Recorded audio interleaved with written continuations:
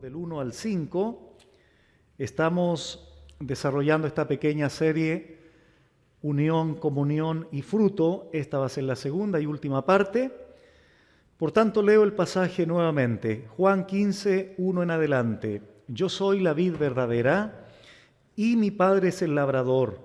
Todo pámpano que en mí no lleva fruto, lo quitará. Y todo aquel que lleva fruto, lo limpiará, para que lleve más fruto. Ya vosotros estáis limpios por la palabra que os he hablado. Permaneced en mí, y yo en vosotros. Como el pámpano no puede llevar fruto por sí mismo, si no permanece en la vid, así tampoco vosotros, si no permanecéis en mí. Yo soy la vid, vosotros los pámpanos. El que permanece en mí y yo en él, éste lleva mucho fruto, porque separados de mí, nada podéis hacer.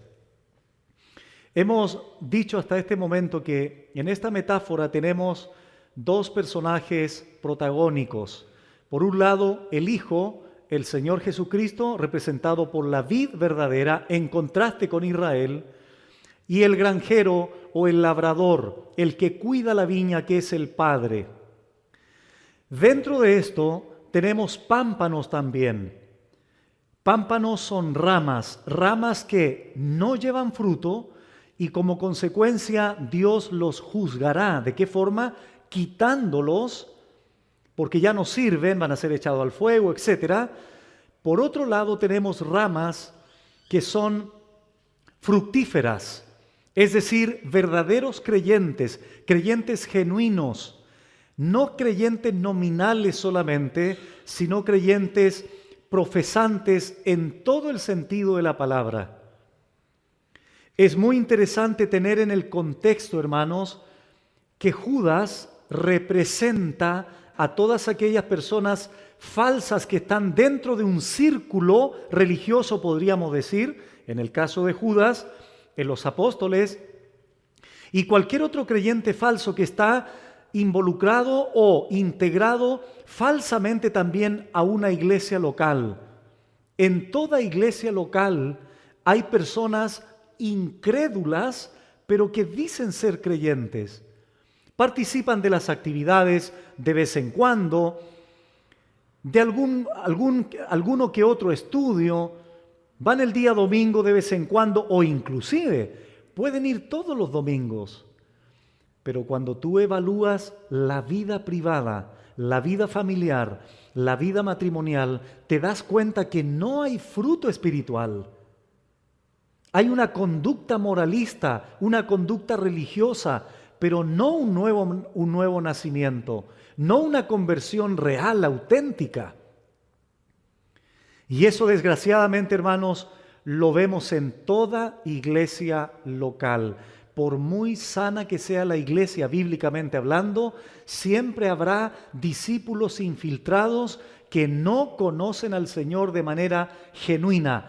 O mejor dicho, como dijo Pablo a Timoteo, Dios tiene un sello. ¿Cuál es? Dios conoce a los que son suyos.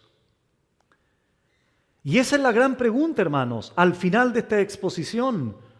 ¿Cuántos de aquí, por ejemplo, si te mueres ahora, me podría decir como Pablo, estoy seguro que ni la muerte me podrá separar del amor de Dios en Cristo Jesús?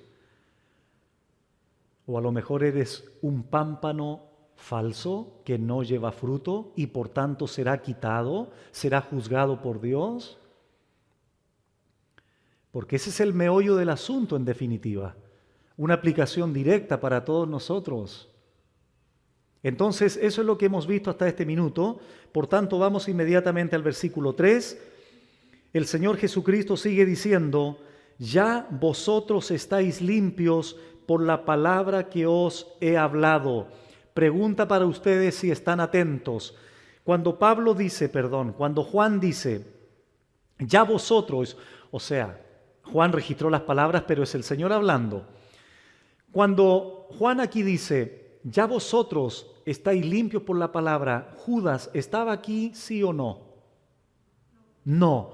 Muy bien, ya se había ido, ya había sido retirado.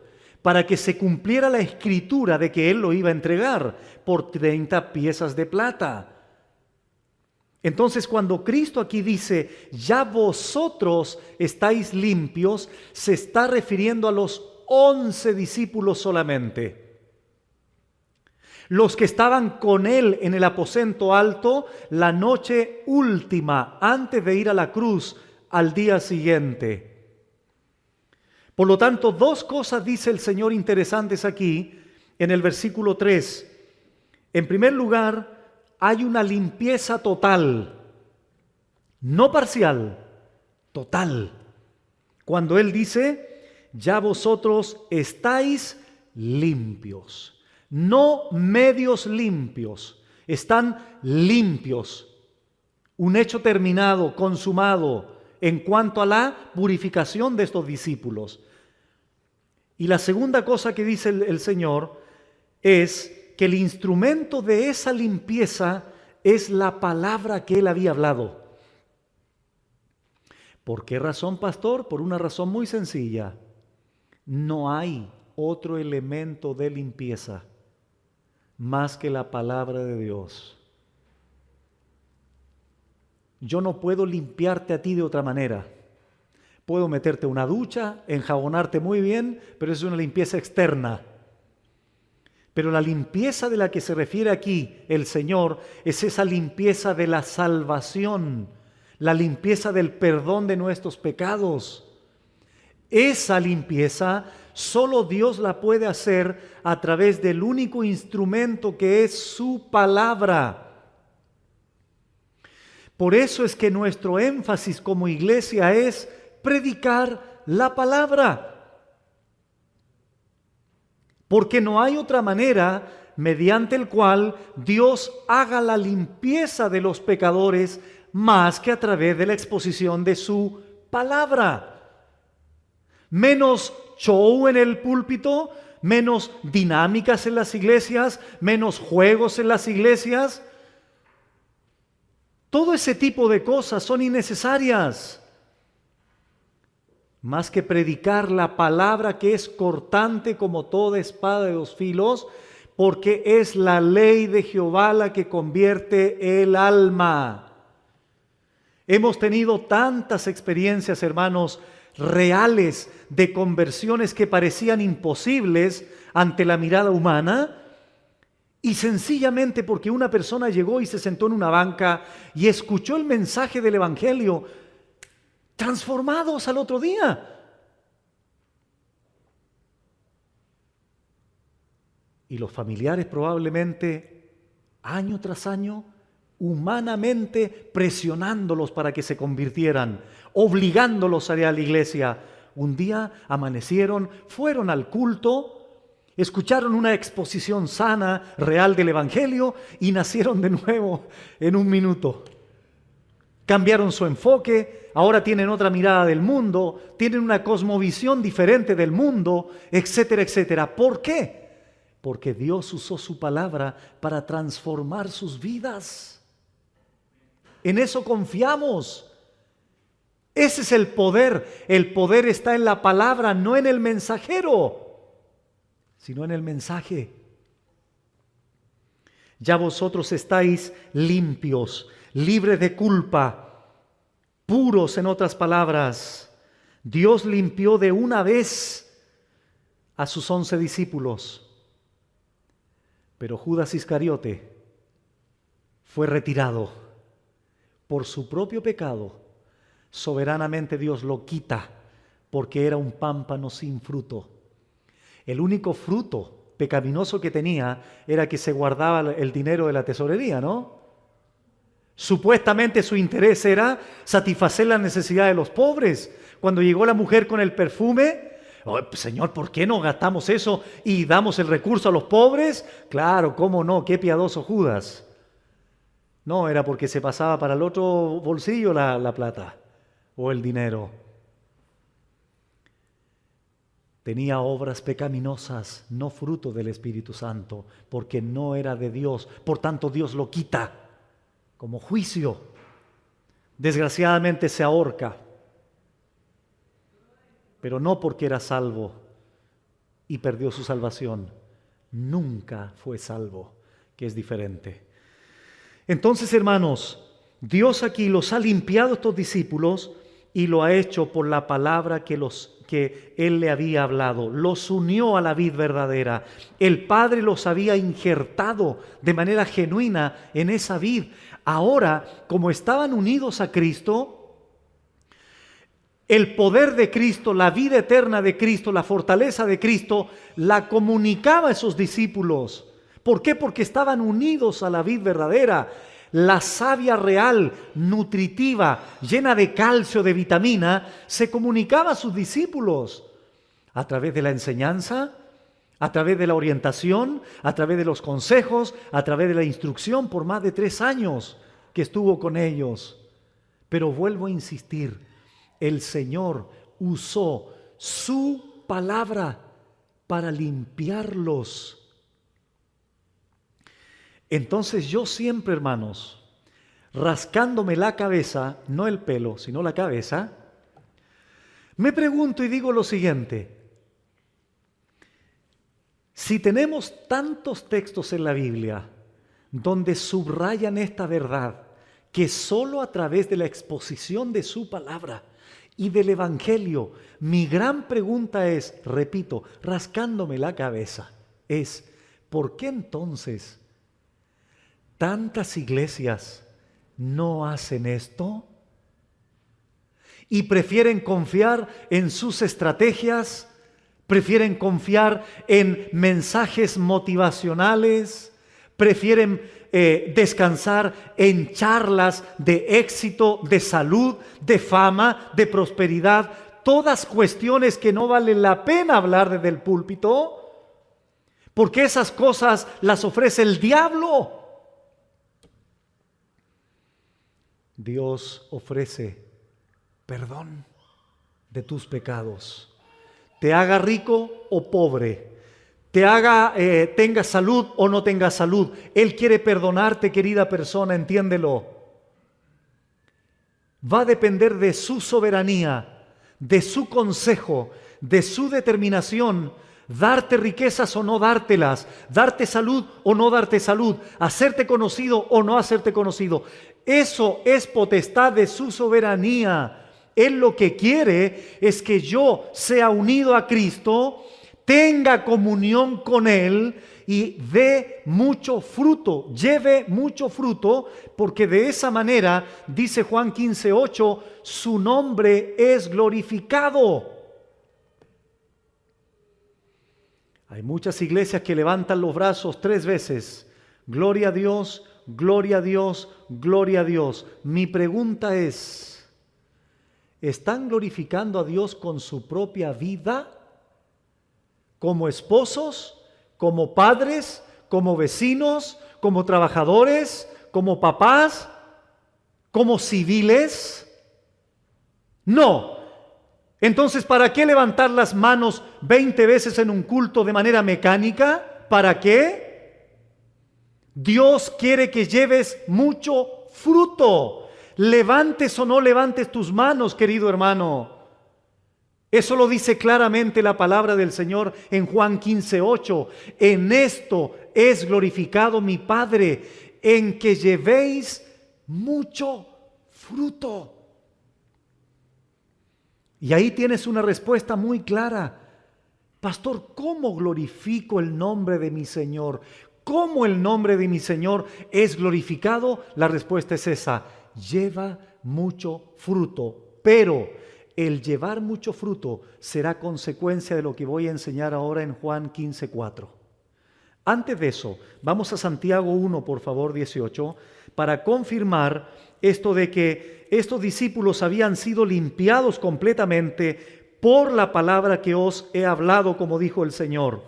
Por eso, Santiago confirma eso en el capítulo 1, versículo 18, diciendo lo siguiente: Él, es decir, el Padre de las luminarias del versículo 17, de su voluntad nos hizo nacer.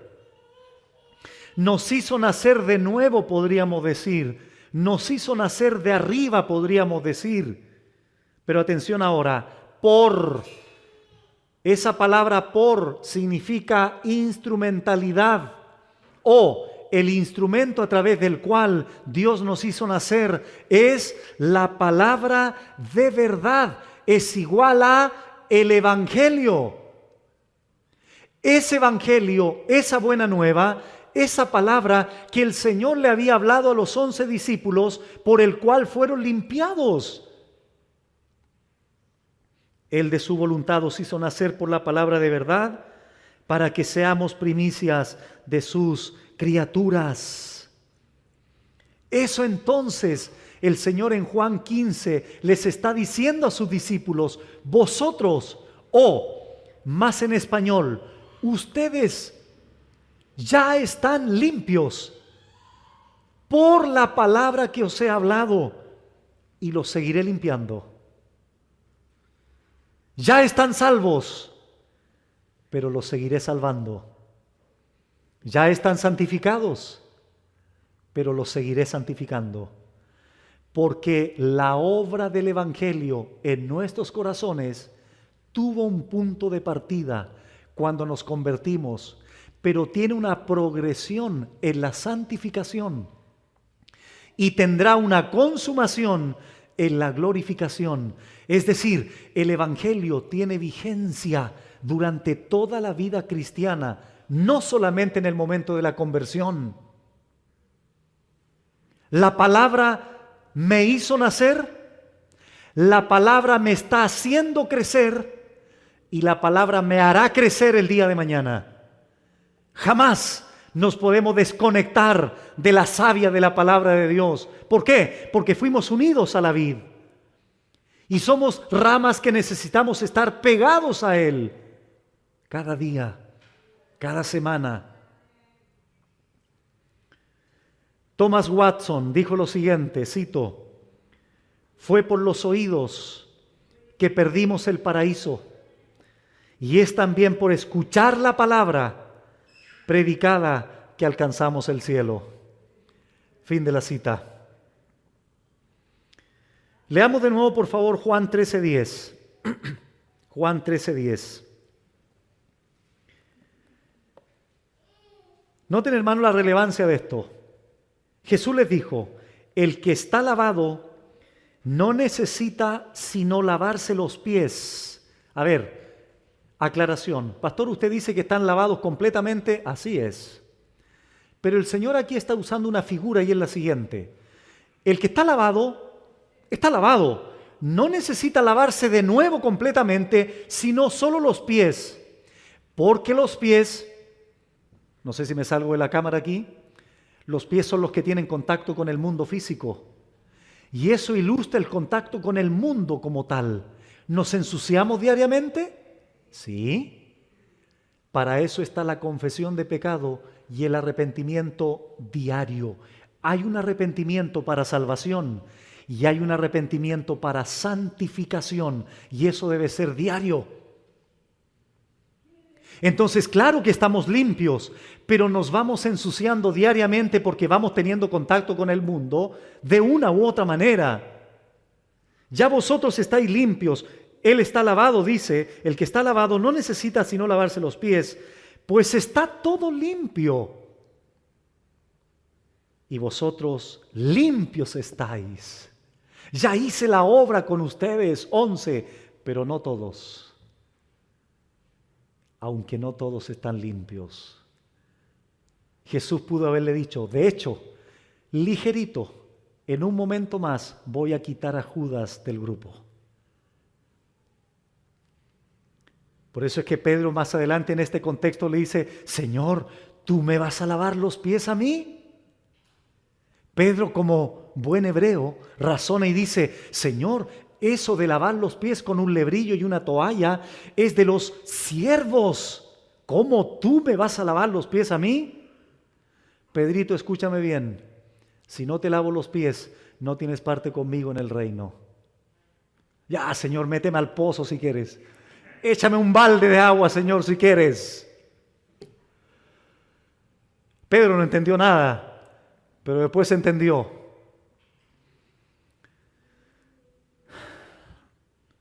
Una vez, un paréntesis, permítanmelo, no me gusta salirme del mensaje, pero permítanme este paréntesis.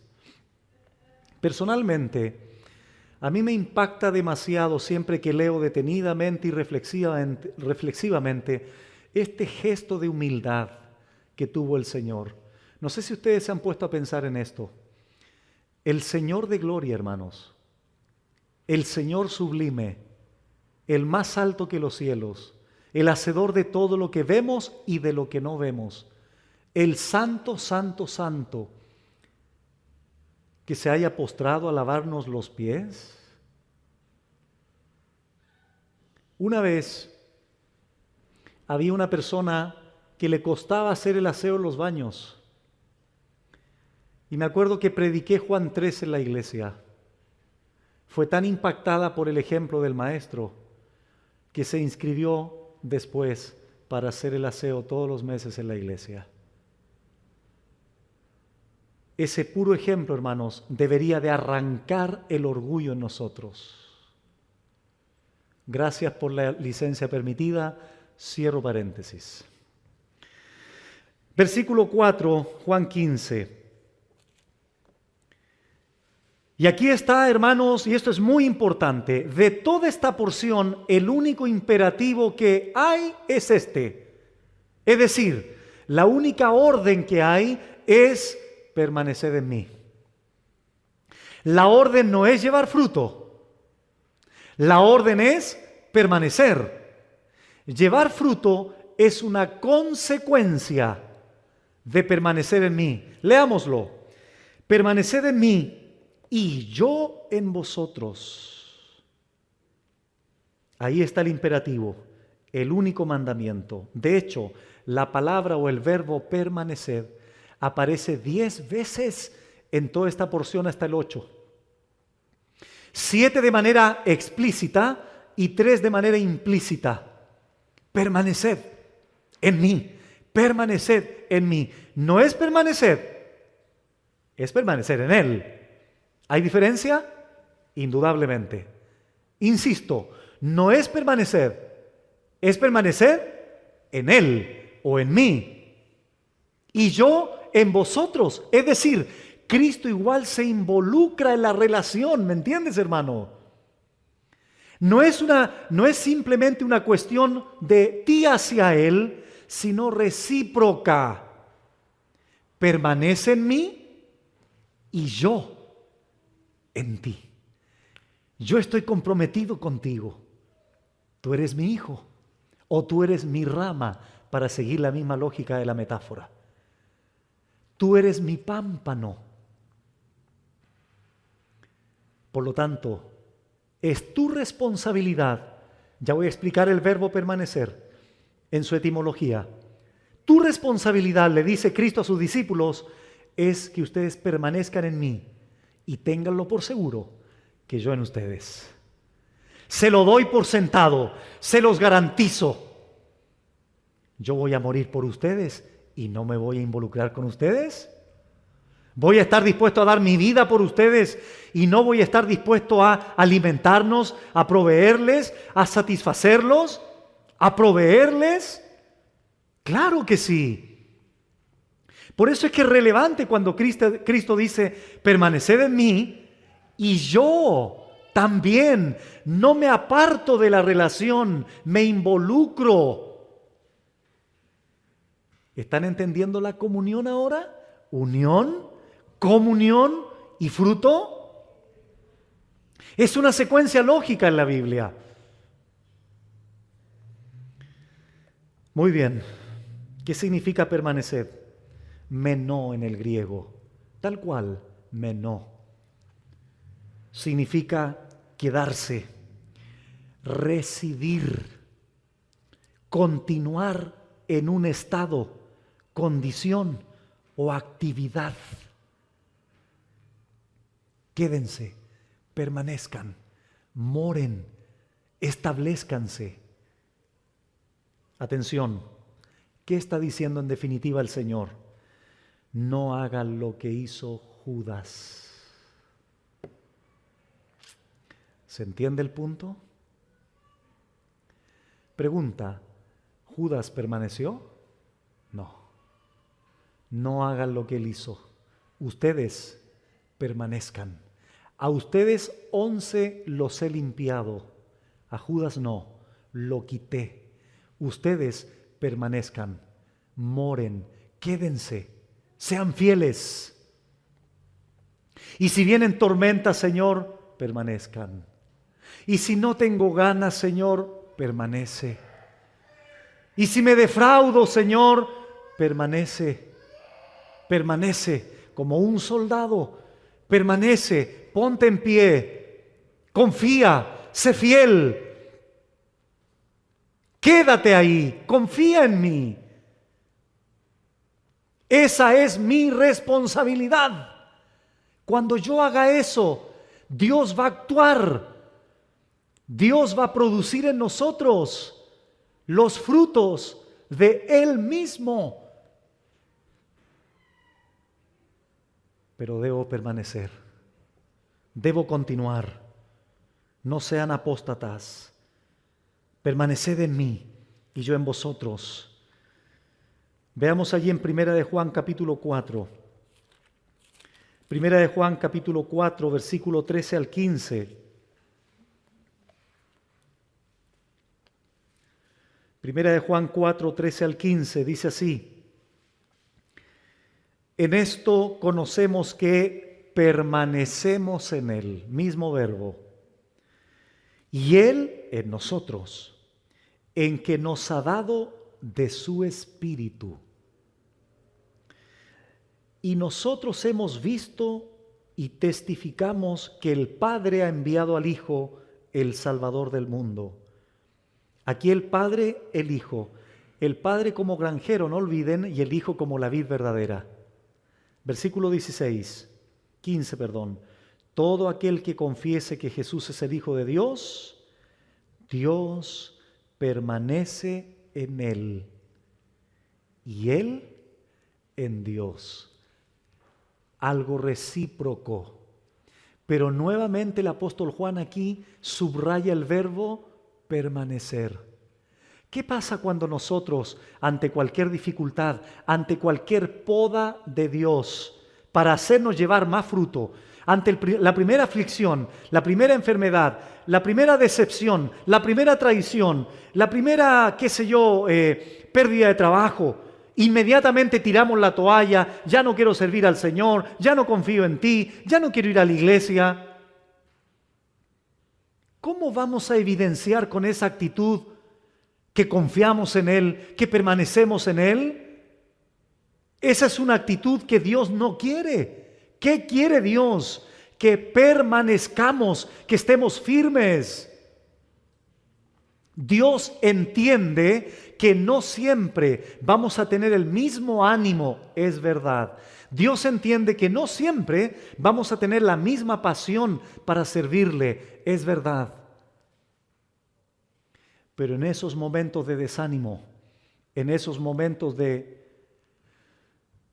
falta de credibilidad, de fe, en esos momentos de confusión, en esos momentos donde vemos todo oscuro, en esos momentos donde pareciera ser que no hay ninguna respuesta, ninguna solución, Señor, ayúdame a permanecer en ti.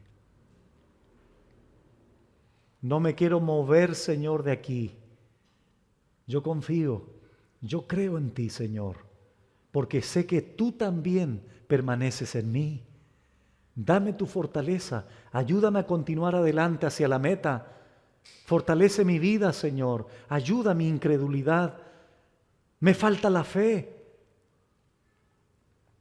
Pero es donde tenemos que reflejar nuestra dependencia de la vid, porque soy una rama que está pegada a Él, se supone, ¿no? Entonces, hermanos, esto enfatiza esa comunión tan íntima, más profunda que la que tienes con tu esposo y esposa. Va más allá de cualquier relación humana horizontal en esta tierra. Sería triste que me dijeras, pastor, yo conozco más a mi esposa que al Señor. Estaríamos mal, ¿no? Dios quiere que les conozcas más a Él, porque conociéndole más a Él, vas a poder sobrellevar a tu esposa y a tu esposa en la medida que lo vas conociendo a Él. ¿Me explico? Cuando conocemos a Dios, sus atributos, su grandeza, su santidad, me es más fácil lidiar con los pecados de mi esposa y a ella se le hace más fácil lidiar con los pecados míos. Porque tengo una comunión con mi Señor y eso favorece y facilita mi comunión con mi prójimo, quien quiera que sea. Primera los Corintios 1:9, enfatizando esto también del verbo permanecer con un sinónimo. Primera los Corintios capítulo 1, verso 9.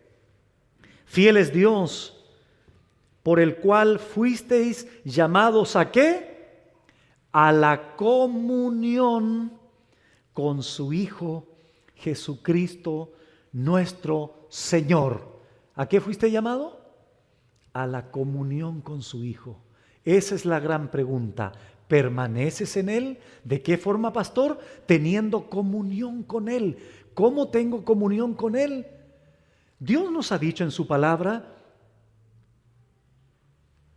medios de gracia que todos conocemos: la oración, el estudio de la palabra, la comunión con los hermanos en la iglesia, la cena del Señor, la adoración comunitaria en la iglesia. Medios de gracia son elementos que nos ayudan a mantener esa comunión con Él. Son elementos que son responsabilidad del creyente para permanecer en Él. De esa forma permanecemos. Mantén cerrado este libro en tu casa y vas a ver lo frágil que eres sin esto. O si ya lo has comprobado, puedes confirmar lo que estoy diciendo. Despégate del Señor en oración. Despégate de tu comunión con Él y estarás amargado, estarás con falta de vigor, de fuerzas, de fortaleza, te vas a confundir más. Por eso más abajo dice: separados de Él, nada podemos hacer. Y una de las tentaciones más grandes que tenemos es comenzar a confiar en nuestras capacidades. Lo conversábamos con nuestros hermanos en el vehículo. Uno de los peligros más grandes que tenemos es que comencemos a confiar en mis recursos y no en el que provee los recursos, que es Dios. Una de las tentaciones que tenemos es comenzar a confiar en los regalos y no en el dador. Cuidado con eso, porque son cosas que comienzan gradual y paulatinamente a apartarnos de Él. No te permitas, hermano, no te permitas, por favor, dejar de tener comunión con el Señor un par de días. No te permitas eso. Varones que me escuchan hoy día, no te permitas desconectarte del Señor, porque vas a comenzar a hacer cosas que probablemente no te imaginabas hacer. Poner tus ojos en otra mujer, comenzar a involucrarte en prácticas que no corresponden. Así somos de vulnerables y frágiles. Cuando no permanecemos, cuando no tenemos comunión con Él, ininterrumpida, diaria, permanente, viva, real.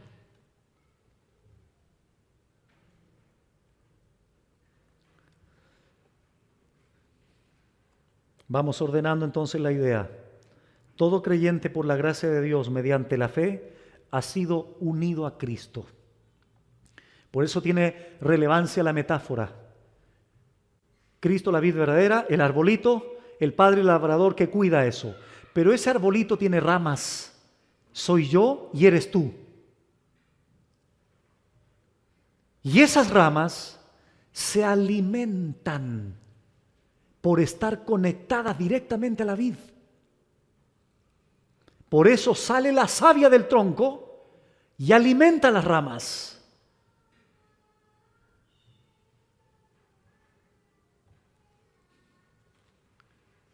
Nuestra relación con el Señor debiera ser tan íntima. Nuestra relación con el Señor debiera ser tan real como que ahora ustedes me están viendo a mí aquí. Yo no soy una ilusión por si acaso.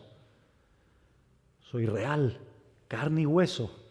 Más hueso que carne podríamos decir. Pero soy real. ¿Qué tan real es, querido hermano? ¿Qué tan real es tu comunión con Él? ¿O es ese Dios lejano que muchas tribus o muchas religiones lo ven así? ¿Qué tan palpable es para ti? No me estoy poniendo místico por si acaso. ¿Qué tan palpable, lo digo en el buen sentido de la palabra? ¿Qué tan tangible es en la palabra de Dios tu comunión con Él? ¿Qué tan real es? ¿Hace un mes que no oras? ¿Hace un mes que no abres la palabra, que no meditas en la ley de Jehová? Estás en un serio problema, hermano. A lo mejor no te has dado cuenta, pero vas camino a caerte un hoyo muy grande en el futuro cercano. Recupera tu relación con el Señor. Vuelve a tener tu intimidad con el Señor. Él es tu amor, ¿no? El primer amor, como se señala en Apocalipsis capítulo 2 a la iglesia en Éfeso.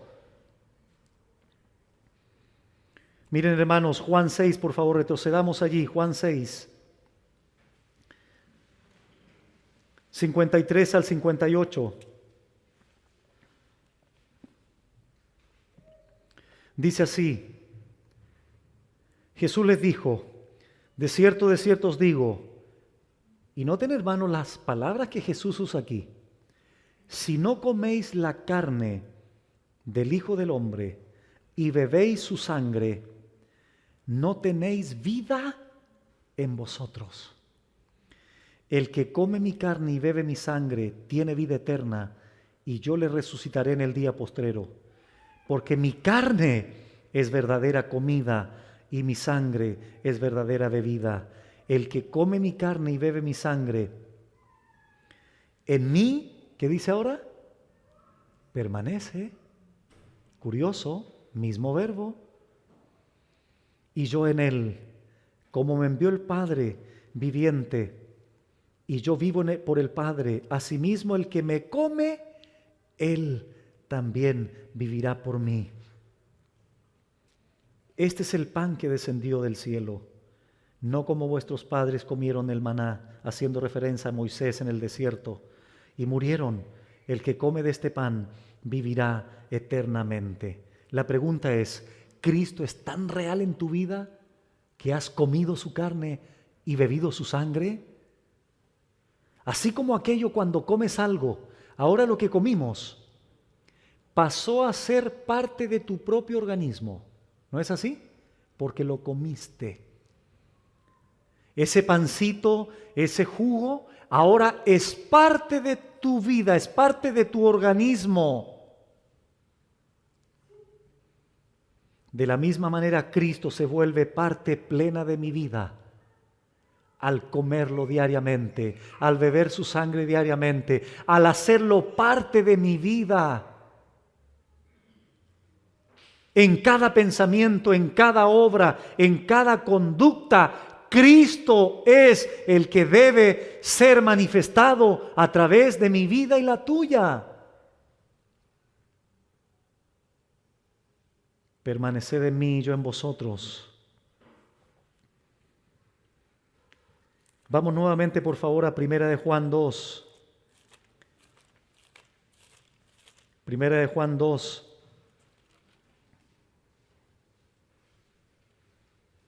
Leo de nuevo Primera de Juan 2:19.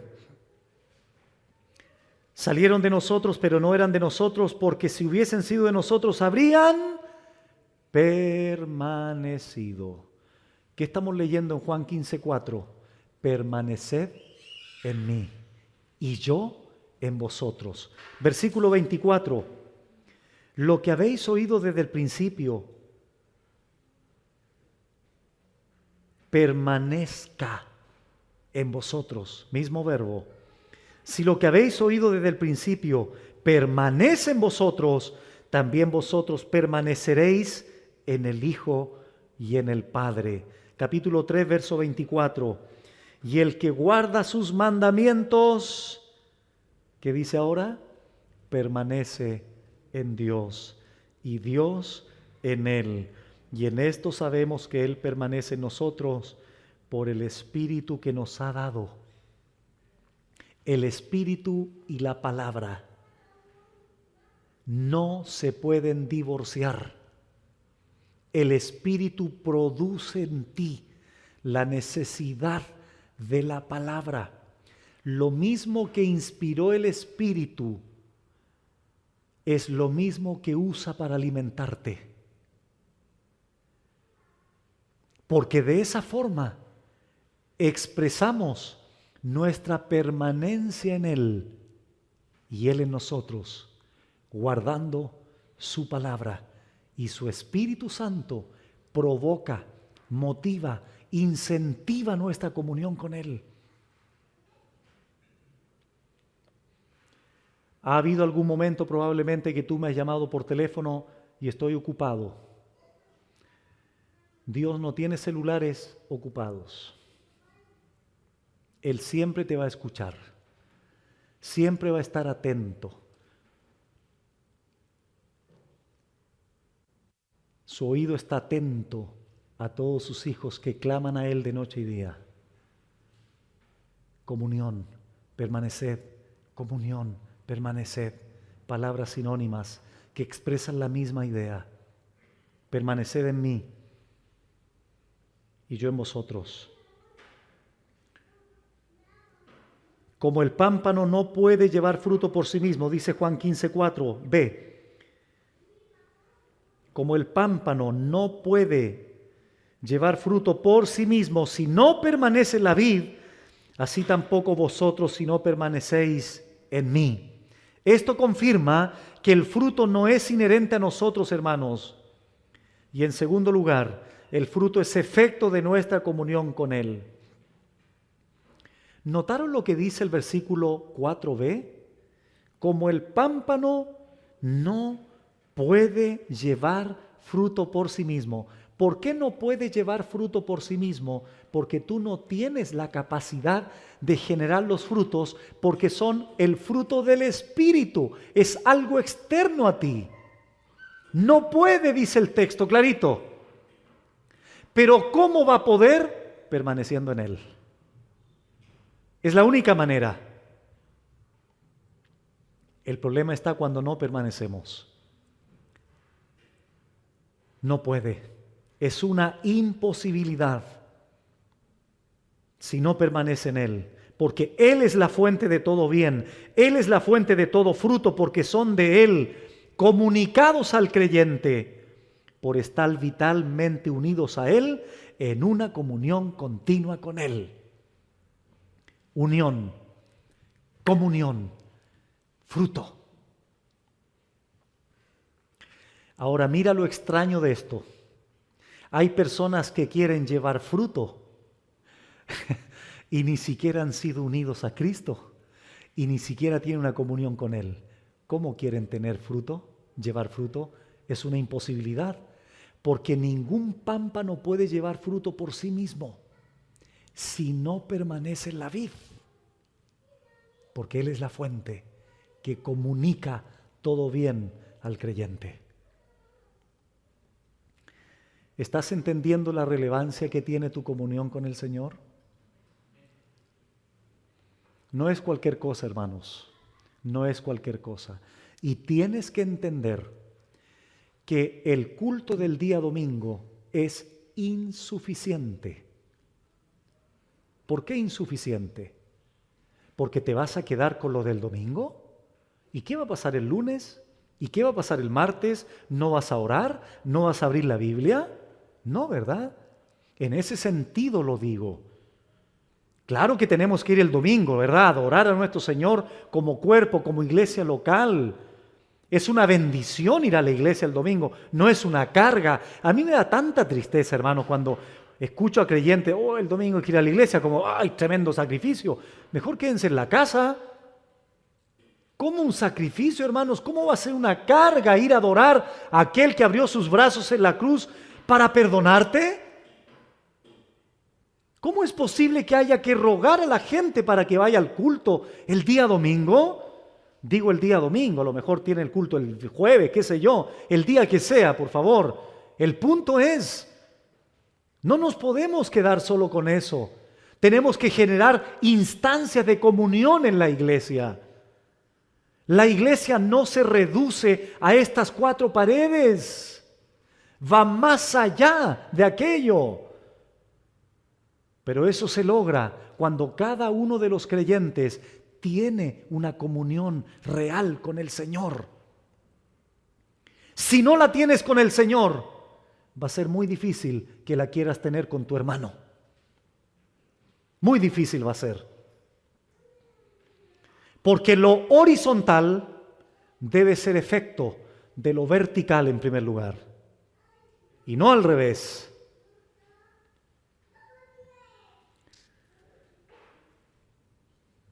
Leamos por favor Romanos 8, versículos 7 y 8. Porque aquí es el mismo principio, pero en otro contexto. ¿Qué dice Romanos 8, 7? Por cuanto los designios de la carne son enemistad contra Dios, porque no se sujetan a la ley de Dios, ni tampoco, ¿qué dice? Pueden. Los designios de la carne no pueden sujetarse a la ley de Dios. No pueden. Sigamos leyendo 8.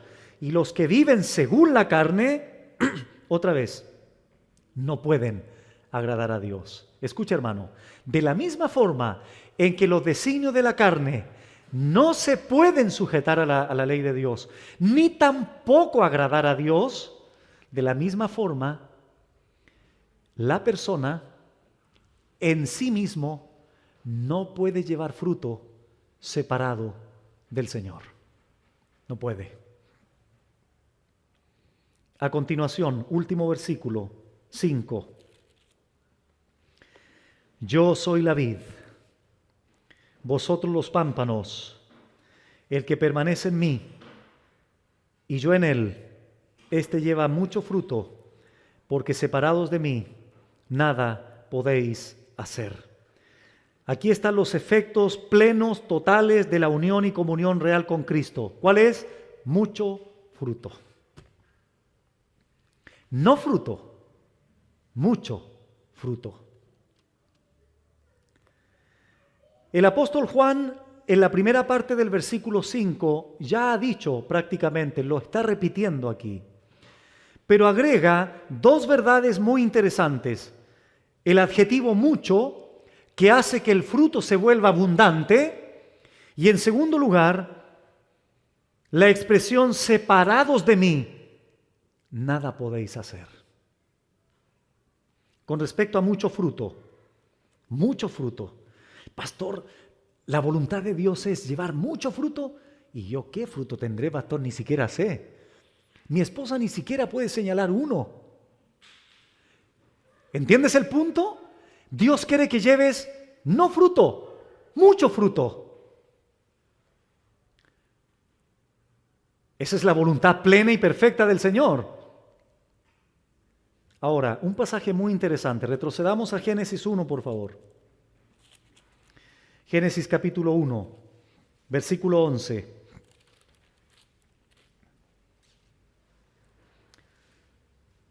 Después dijo Dios: produzca la tierra hierba verde, hierba que dé semilla.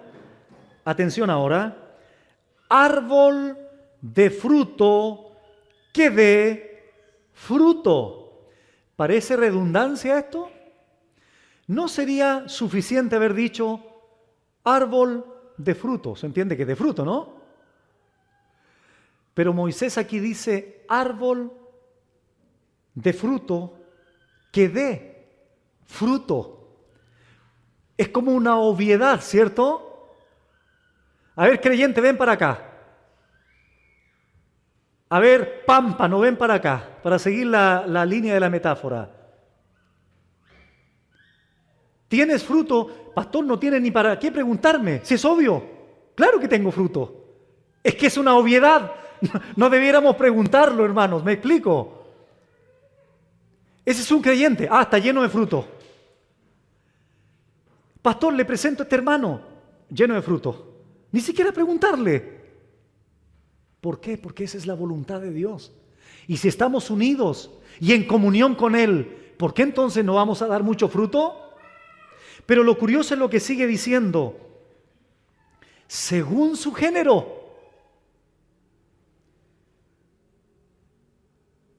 Que su semilla esté en Él, sobre la tierra. Todo árbol dará el fruto correspondiente ¿a qué? A su semilla, a su género, a su naturaleza. Según la semilla, así será el árbol y en consecuencia el fruto. Ahí estaba la hermana en el campo, todos los días mirando la tierra. Oye, viejito, le decía al esposo granjero, todavía no veo el manzano. Viejita, pero si tiraste semillas de pera. Ah, claro, tiene razón. Si lanzó a la tierra semillas de pera, ¿qué van a salir sandías? ¿Qué debieran salir naturalmente? Peras, pues. Porque los árboles dan fruto según su semilla, según su género. Atención ahora. Esto se pone bueno. Querido hermano, ¿qué semilla Dios plantó en ti? No lo busquen. De acuerdo al apóstol Pedro, tú y yo fuimos renacidos no de simiente incorruptible, sino de una incorruptible por la palabra de Dios. Muy bien, pastor. Entonces, ¿cuál es la genética de la palabra? El fruto del Espíritu Santo. ¿Me explico? Si esa es la semilla que el Señor plantó en mi corazón, entonces, ¿qué frutos voy a tener? Aquellos que van acorde con la naturaleza de la semilla implantada. Amor, gozo, paz, paciencia, benignidad, templanza, mansedumbre, bondad, justicia, verdad. Eso es lo que debiera reflejarse, porque el esperma que Dios colocó fue con esa genética. Mira, ese niñito que yo veo allí, indudablemente se parece o a la mamá, un poco o mucho, o al papá. Sería una tragedia que se pareciera al vecino, ¿cierto? No, pues. Entonces ese niñito, inevitablemente, naturalmente, vamos a poder decir, se parece al papá y a la mamá. ¿Por qué? Porque el papá dejó su semilla, su esperma, en el vientre de la mamá, se fecundó con el óvulo, y la genética de ese esperma se va a expresar conforme a las virtudes del papá y de la mamá. No podemos esperar otra genética, ¿me explico? Entonces, si Dios te hizo nacer por la palabra que es su semilla, entonces lo que tú debieras reflejar es el carácter de aquel que te engendró. Ah, pastor, por eso es que mi esposo se parece al demonio, no a Dios. Entonces es porque nunca ha sido engendrado por la simiente de la palabra de Dios. Pastor, yo puedo asegurar que mi esposo, aunque tiene errores, aunque tiene debilidades, puedo decir que es un hombre amoroso, puedo decir que es un hombre bondadoso. Puedo decir que es un hombre con dominio propio. Puedo decir que es un hombre manso, que cuando se me ha quemado la olla 5 veces, no me levanta la mano, pastor. No, me dice, calma, amor mío, Dios me dará paciencia para aguantarte. No, nunca estará así, ¿cierto, Jocelyn? Bueno, entonces, amados hermanos,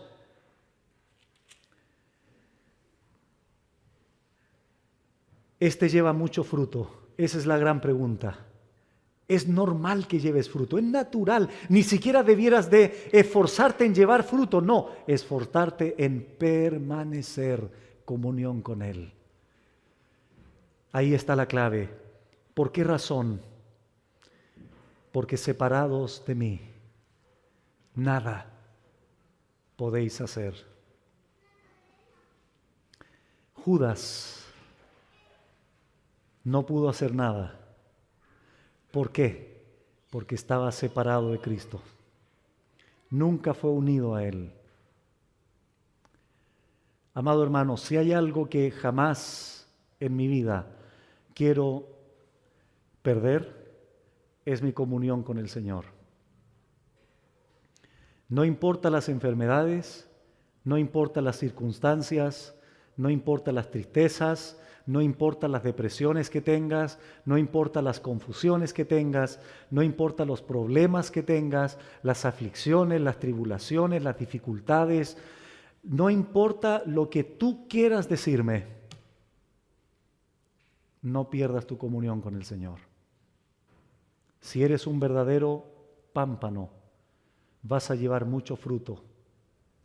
Y la razón es esa, porque separados de Él, nada podéis hacer. Y voy a contestar la última pregunta con lo siguiente.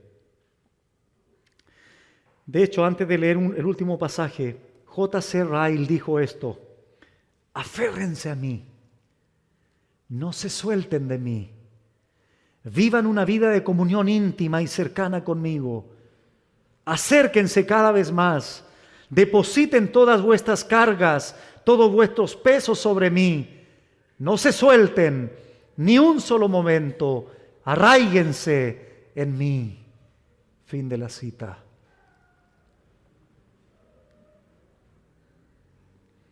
Separado de mí nada podéis hacer. Pero ¿qué dijo Pablo? Todo lo puedo en Cristo que me fortalece. Ahí está, nada, todo.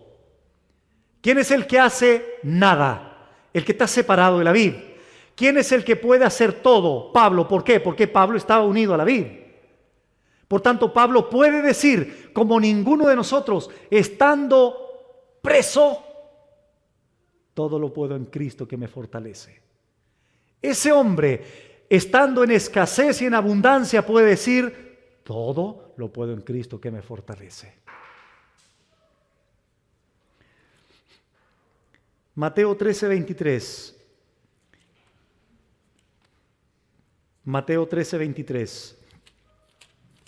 ¿Recuerdan cuando les dije que todo creyente llevará fruto sí o sí? Muy bien, leamos este pasaje a continuación. Mateo 13. Mateo 13:23. Aquí está la explicación. Dice, explicación de la parábola del sembrador. Atención, por favor. Mas el que fue sembrado en buena tierra.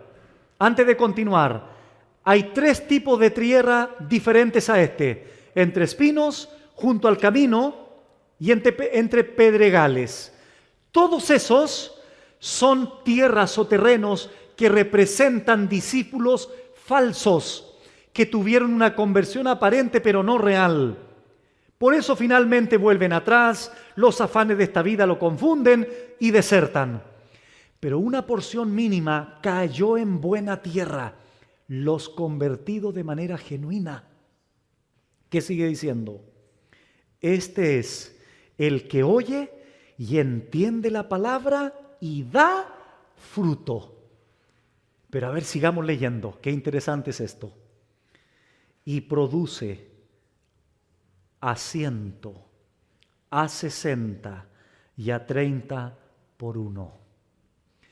Este pasaje es el argumento para sostener que no hay ningún creyente genuino que no pueda dar fruto. Pero al mismo tiempo es verdad que no todos los creyentes van a llevar mucho fruto en la misma proporción. Unos al 100 por 1, otros al 60 por 1 y otros al 30 por 1. Pero todos dan frutos. ¿Me explico? Ahí está la evidencia. Los que dan al 30 por 1 es porque probablemente no se han consagrado ni obedecen al Señor como deben hacerlo. Porque Dios recompensa la obediencia, Dios bendice la obediencia.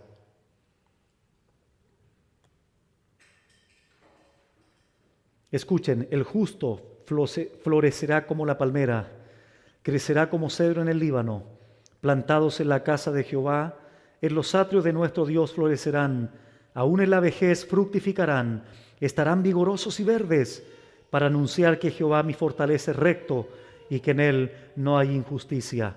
Las tres verdades que quise enfatizar en esta enseñanza fueron las siguientes. Todo creyente genuino está vitalmente unido a Cristo. De esto se desprende todo lo demás. Segunda enseñanza o pregunta que respondimos. Todo creyente genuino debe o debería tener una comunión íntima, profunda, correcta con aquel a la cual está unido. Y en tercer lugar, todo creyente genuino inevitablemente llevará fruto. Unos al 100, otros al 60 y otros al 30 por 1. De lo contrario, no eres salvo. No estás unido a la vid. Eres un pámpano falso, una rama falsa, al igual que Judas. Las interrogantes del principio. ¿Cómo sabes que eres un verdadero creyente? ¿Cómo sabes que has recibido la genuina salvación? Si hay algún distintivo en la Biblia, ¿cuál es para determinar si eres un verdadero discípulo, genuino, auténtico? ¿Te has preguntado alguna vez si has llevado fruto? ¿O por qué no has llevado fruto si se supone que eres una rama pegada a la vid? Yo no puedo asegurar que todos los que están aquí en esta tarde o en esta noche ya sean pámpanos verdaderos. No lo puedo asegurar porque no soy Dios, no soy omnisciente. Pero el Evangelio tenemos que predicarlo igual. Por eso escúchame por 2 minutos solamente, por favor, para terminar. La Biblia dice que tú y yo vinimos a este mundo separados de Él por nuestro pecado. Y por nuestro pecado hemos violado la ley de Dios continuamente. Por lo tanto, nos volvemos transgresores de la ley de Dios, y eso, al ser un Dios santo y justo, tiene que castigar el pecado. Por tanto, tú mereces el juicio eterno, la condenación eterna, porque has violado su ley. Sin embargo, el Señor Jesucristo vino a este mundo a pagar en la cruz tu pecado, recibiendo Él la ira de Dios, recibiendo Cristo el castigo de su Padre en tu lugar, para que si tú en esta noche crees en Él y te arrepientes de tus pecados, Él en este mismo momento te pueda perdonar. El Dios de gracia salva también en su pura gracia, pero lo hace mediante la fe. Por eso Él te dice en esta noche, arrepiéntete de tus pecados, cree en el Señor Jesucristo, cualquiera que sea tu pecado. Hay personas que me han dicho, pastor, pero yo he abortado 3 veces. ¿Me perdonará el Señor? La respuesta es sí. Si crees en Él y te arrepientes. Yo maté a una persona, pastor. En Él hay perdón. Yo hice esto, yo hice aquello, yo robé, yo hice esto. Mira, cualquier pecado que tú me digas, en la sangre de Cristo hay perdón. Y en la sangre de Cristo hay limpieza total de tus pecados. ¿Entiendes la grandeza de su evangelio? ¿Entiendes la buena noticia, lo que significa su amor por nosotros? Bendito el Señor, bendita su gracia divina. Pero debes arrepentirte y confiar en Él. Vamos a orar. Padre bueno, una vez más, gracias por tu palabra, gracias por tu amor hacia nosotros, expresándolo a través de esta enseñanza. Tú eres la vid verdadera y tú, bendito Padre, el labrador. Señor, confiamos en que somos pámpanos que llevamos fruto y mucho fruto. Pero no debemos olvidar que tú nos limpiarás cada día más para conformarnos a tu imagen a través de tu palabra, de la aflicción, de la tribulación, del dolor, de la enfermedad. Ayúdanos a permanecer en ti para que podamos llevar mucho fruto, fruto abundante, porque esta será la única manera de glorificar tu nombre. Gracias por estar unidos a ti, gracias por tener comunión en ti y gracias por llevar mucho fruto en ti. Solo así, Señor, la gloria, la honra, el honor y la alabanza será siempre solamente para ti, bendito Señor. Gracias en Cristo Jesús. Amén.